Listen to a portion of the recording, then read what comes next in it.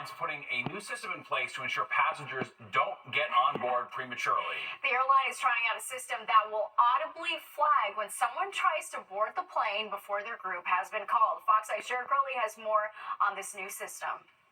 Does anyone ever cut you off, or do you see people cheating? You always do. It's like you wait in traffic. People cut up on the line on the entrance ramp, and exit ramps and all that. They do it here too, but I know I'm getting on the plane, so I'm just going to relax and wait till my seat's ready. American Airlines is using new technology to try to stop passengers from boarding before it's their turn. Yeah, I've seen people cut the line, but How do you feel about that when you see them do it?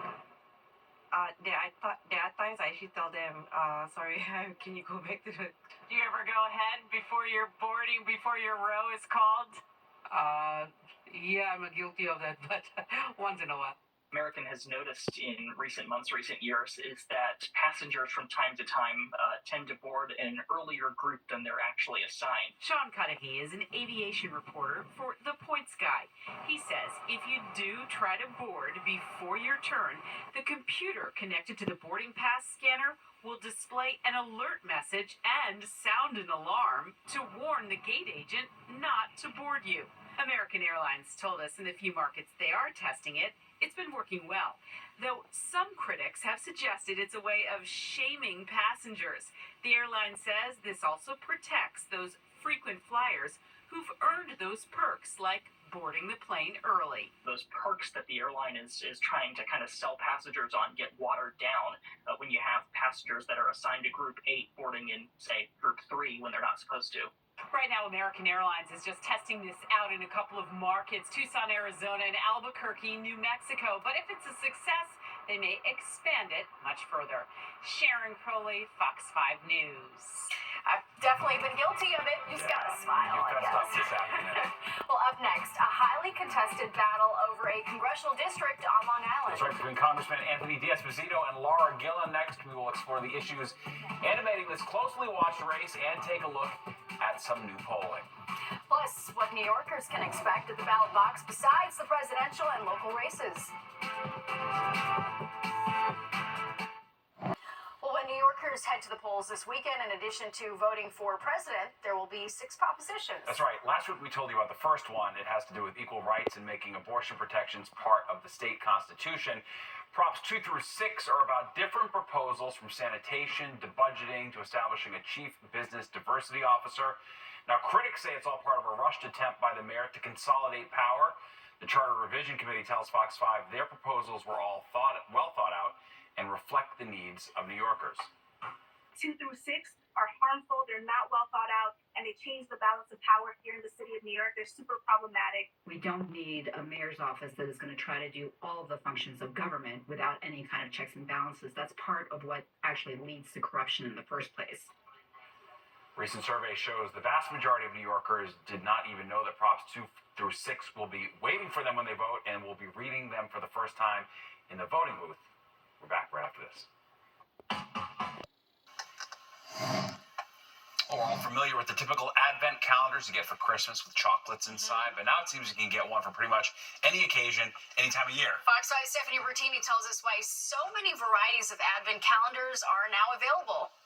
Advent calendars, for some, an annual tradition, a way to count down to Christmas, and more the variety is growing, experts say. There are more advent calendars than ever before. There are wine calendars and chocolate calendars. Both online and in stores, you can find advent calendars for all ages.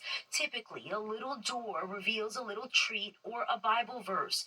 And even though we haven't hit Halloween or Thanksgiving yet, they're already for sale all around. I see them online. Yeah. You've seen them online? Yes. You think it's kind of early to be buying one? I think it's great. People are having fun. They're excited about the holidays. I think it's cool, but definitely feels earlier every single year. My mom actually got me one the other day. The founder and creative director of New York City brand and ad agency Digo, Mark Tomassimo, says it's all part of a trend when it comes to Christmas holiday marketing. It seems like the Christmas marketing season is starting earlier every year. And already you can see Christmas-themed storefronts, even if they're across the street from Halloween storefronts. I feel shocked that I'm seeing Christmas trees when it's not even Halloween yet. So yes, holiday marketing is just getting earlier and earlier, and it's just weird. Weird for some, but exciting for others. Do you purchase advent calendars typically? I have an almost 2-year-old, so I think I will be this year. Honestly, I feel like I like the holiday spirit. So you're not surprised to hear they're selling advent calendars already? Not at all. Nope. And when it comes to those advent calendars, it seems many consumers are fueling the demand. And this expert says that's understandable. It's a ritual that people can count on every day. Stephanie Bertini, Fox 5 News. Yeah, I get it. Shout out to my mom and dad watching because my mom and I have gotten an advent calendar for my dog. We got little treats. Nice. Little treats inside. Yeah, that's right. That's a good one Those for sure. are fun. Makes sense. All right. Shama, we see you watching. Oh, she's going to love that. Yes, All right, Nick, you kind of liked your ears perked when you heard about the wine advent calendar. Yeah. Now, is it a sip or is it a cup or is it a glass? It's a little sip, so don't get too excited. Oh, man, there you go. Well, this is certainly not holiday season weather, that's for sure. This is a throwback to September here. My goodness. Look at the stats for the day under a clear sky right now, by the way. 81.62. 62 should be the average high for the day. Now, we did hit the record. The record was 88 in 1979, but it's been as chilly as 30, and that's not happening anytime soon. Currently now, clear sky 66. A light south wind. Humidity up just a little bit. Good strong pressure, 30.21. And temperature still pretty mild. 60s in the city to Newark, down to Belmar, back to Pennsylvania. 50s on the east end, and then you get up to the Hudson Valley, although Poughkeepsie's still hanging on to 64. Areas just, up and down, depending where you are. Some a little warmer, some a little cooler than this time last night. South wind, though, is sticking around. Very light, or it's calm. About 5 to 10 miles an hour. Tomorrow we may get a little breezy as we got on into the afternoon. Of course, it's been very dry, and we've had some brush fires, so we already have a red flag warning. That's for tomorrow in Connecticut, and that may extend into other parts of the area. Of course, we've had brush fires in New Jersey, and the drought situation started to get bad here. We're dry, almost now severe as you move into central New Jersey, and again, our stretch of dry weather continues. Again, Central Park, nothing for this month, and so the driest on record is 0.14. That was in 1963, and how about this? We're in the top 5 again for a rain-free streak. We're at 23 days now, and if this continues, and you'll see in the forecast, we're going to be moving up the ladder here as time goes along. All right, in the meantime, again, highs today away from the coast.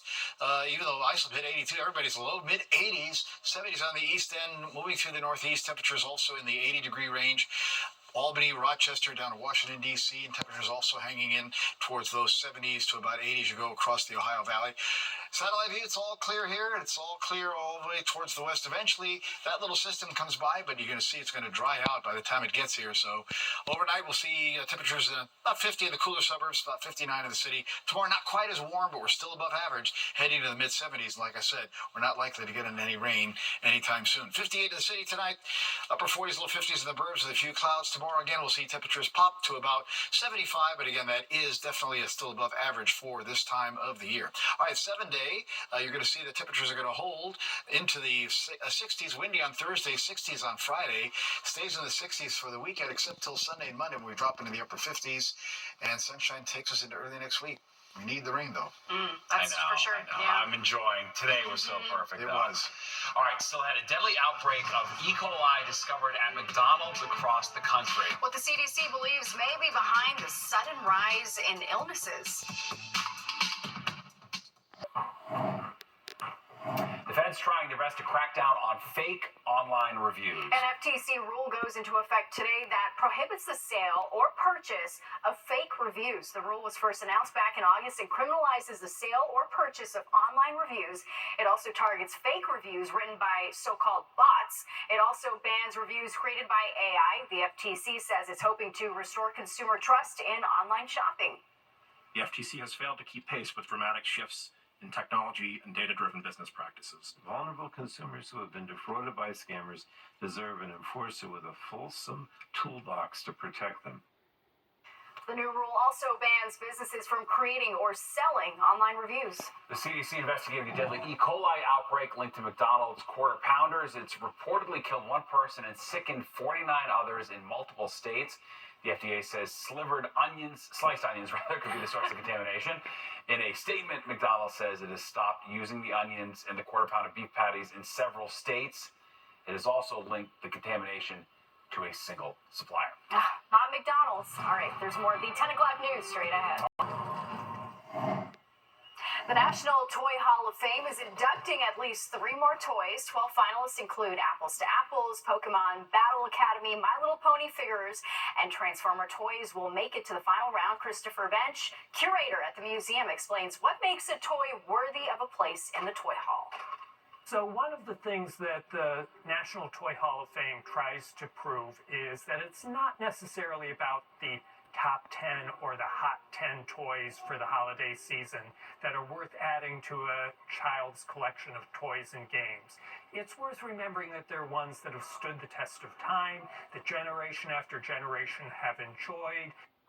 He's into it. The finalists will be announced in November. I'll never forget the Christmas I got Transformers, and then after 3 seconds I realized, oh, this is so boring. Oh my God. Yeah, 1984. Well, they may or may not make the Hall of Fame. We'll see.